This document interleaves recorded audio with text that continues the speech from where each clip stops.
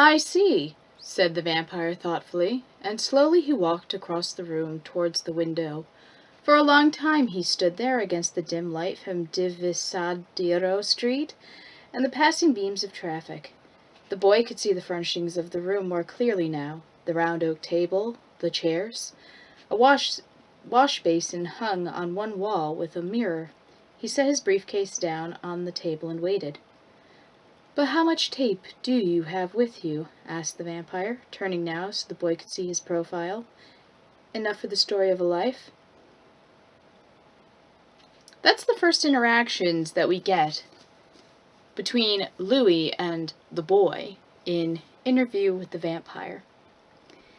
This is the first book in the Vampire Chronicle series written by Anne Rice, a very prolific author who has, since this book, written dozens of other books, many of which in this series, one of the most recent in this series being Prince Lestat.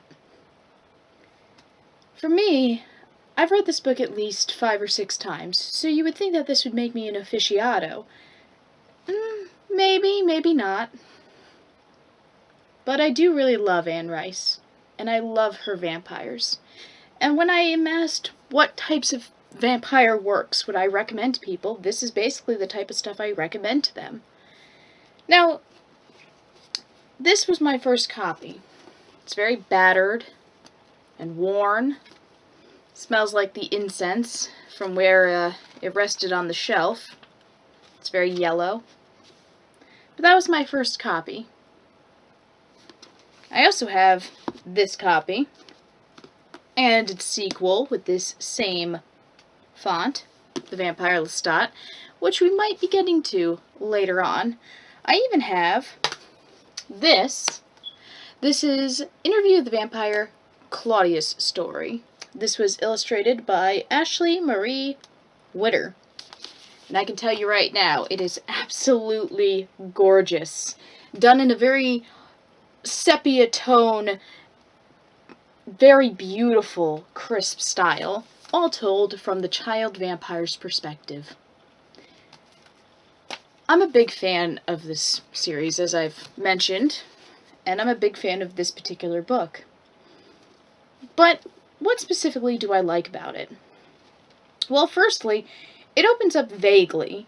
It doesn't really tell you what's going on. It's not a once upon a time there was a prince who, it doesn't tell you exactly where you are. It lets the mystery of the story build. But it does tell you it's a vampire. In the first sentence, the vampire. And that line about the tape is pretty good. The premise of this story is actually fairly interesting. It's an interview with a vampire. Now, this book was written in about, let's see, I want to make sure I get this date right. 1976 was the first publication of this book. Up until this time, there had only been a handful of vampire works that come to mind that actually paints the vampire in a sympathetic light, or paints them as having a life outside of just being a monster upright.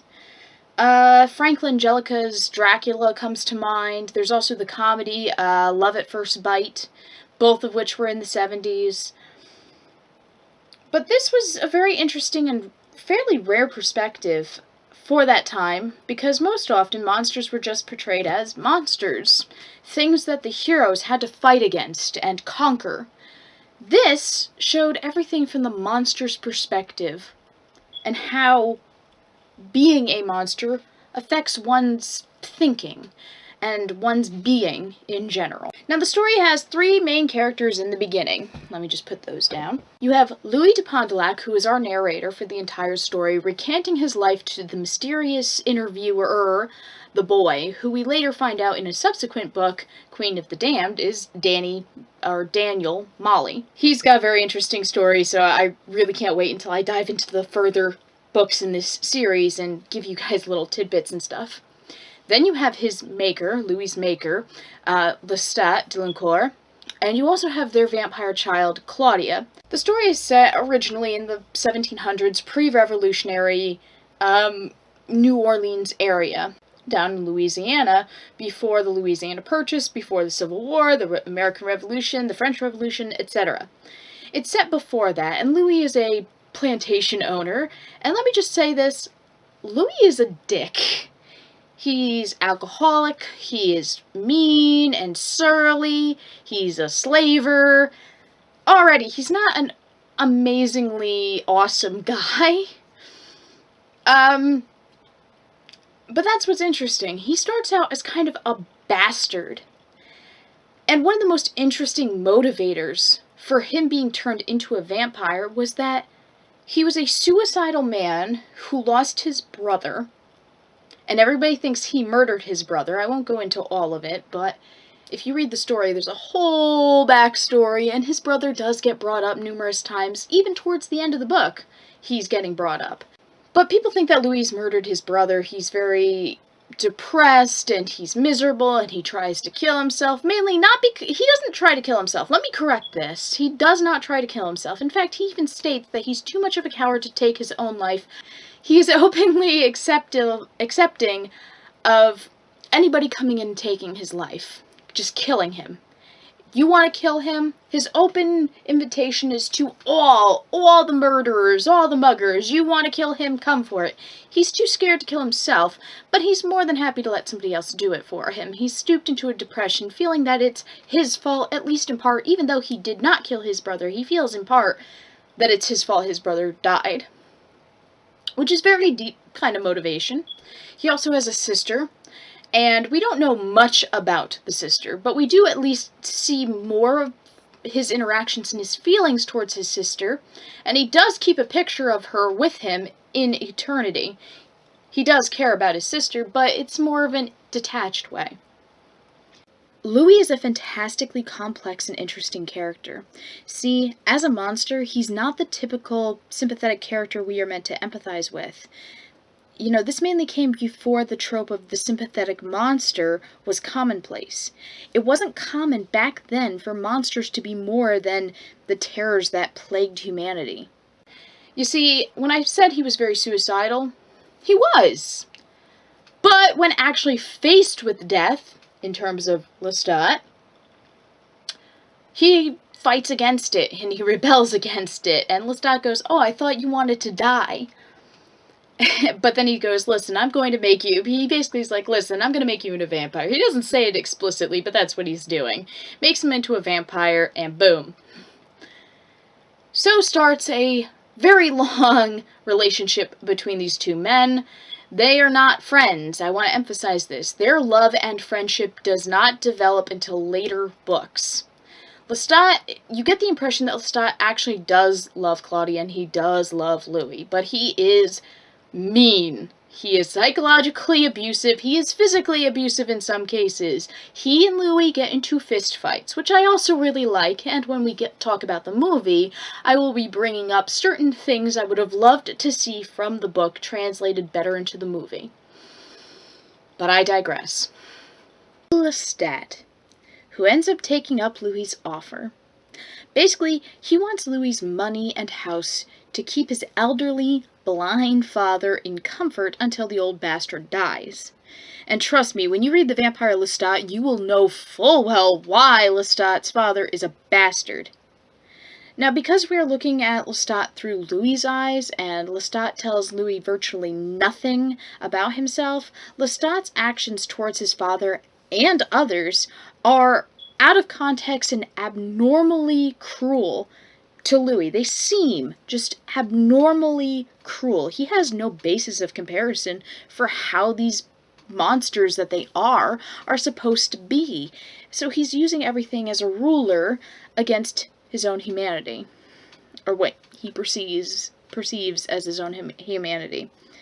But Lestat, he is a mystery. And when he first appears, it is awe-inspiring. And he's got this great, beautiful, supernatural appearance, and it's just... But soon, it just becomes apparent that he's cruel, and he's mocking. He tortures his victims with irony, befriending them for long periods of time before killing them. And he's selfish and loving of all things fine and wondrous and beautiful. And he uses Louis to accumulate wealth, and he also uses Louis to manage it. He also hides the fact that he doesn't want to be alone by lashing out with anger and mockery, attempting to keep control of his fledglings, however you're supposed to pronounce that, Louis and Claudia, so that they won't leave him while simultaneously keeping them at a distance. And then there is Claudia, the eternal child, a 5-year-old who becomes a vampire after Louis drinks from her and Lestat gives her the blood. He does this in order to keep Louis by his side through guilt, because it's Louis's fault that this child almost died, and it's his fault that she's now a vampire. He needs to care for her because she can't care for herself. She not only grows up in a child's body into a woman, but grows up as a vampire in a child's body as well.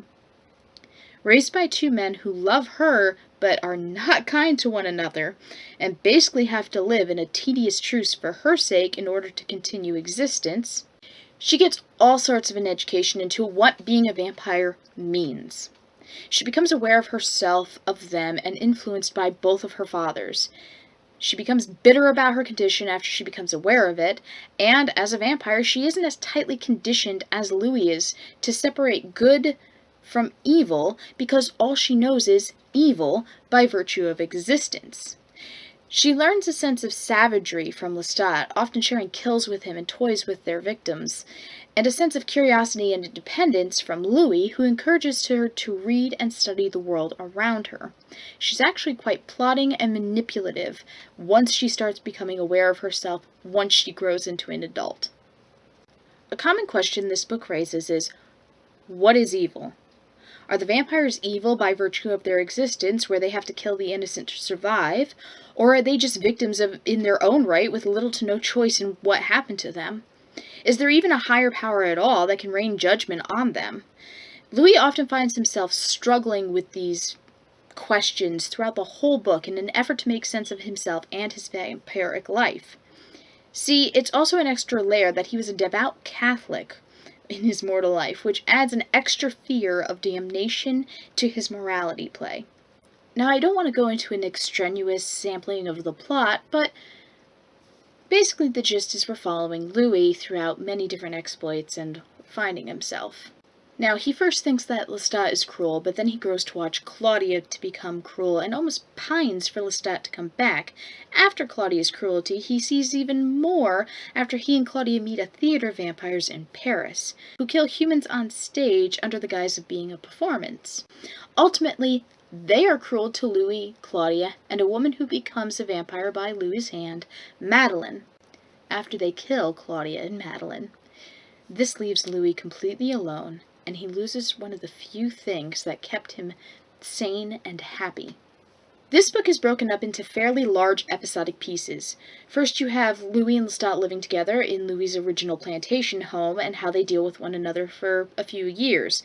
Then it's the 3 aforementioned living together for approximately 60 or so years. Then it's Louis and Claudia finding themselves free of Lestat after Claudia's attempted murder of the man, whom she had grown to resent and blame wholly for the condition of being a woman in a child's body. And then you have Louis and Claudia traveling the world in search of other vampires, meeting some strange, bizarre, brainless versions that they have to fight with, and ultimately landing into a theater of vampires in Paris, where Claudia ultimately dies, and Louis ends up rounding out his tale with bringing it into more modern times, when he runs into a much more broken and defeated Lestat, whom this time he refuses to go with, leaving him the shell of the vampire that he once was. I know that's not an overly detailed summary, but trust me, in order to fully grasp how juicy each of these segments are, how richly thoughtful and clever they can be, I honestly recommend you read it all for yourself. And I don't want to spoil every single connection and how they get from point A to point B. There are other significant characters that show up and influence, Louis or the story, and they appear in other books, and it's absolutely wonderful how much this book lays out, especially if you're looking into reading a longer running series.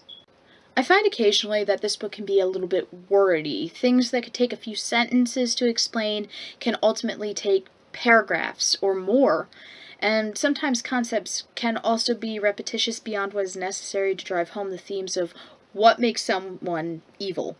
One of my favorite scenes, however, in the book that addresses this question and helps free up Louis's mind, in a sense, is when he is sitting in a church, and he's been a vampire for a number of years now, and he's killed numerous people by this point, and he's sitting in the church, and he realizes that this structure is hollow, invested with no more holiness than the rats running inside the rafters or the dampness and dirt, and that he, in fact, is the most powerful and supernatural being in the entire house of God.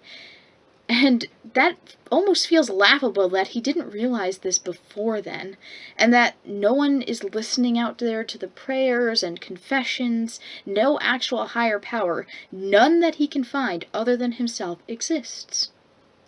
And it helps him release that fear of damnation. I'm sure it still lingers, but ultimately this helps essentially kind of solidify how Louis ends up acting throughout the rest. He's still macabre and he's still melancholic about his condition, but ultimately grows to accept it in some ways. And he ultimately kills a priest after after confessing what he's done, and it basically points out to this priest, as Louis killing him, his God is nowhere to be found. His God's not protecting him. His crossing himself and prayers and, whatever is not helping him, and Louis ultimately kills him. Another favorite scene from earlier on is when Louis and Lestat are having their first real conversation.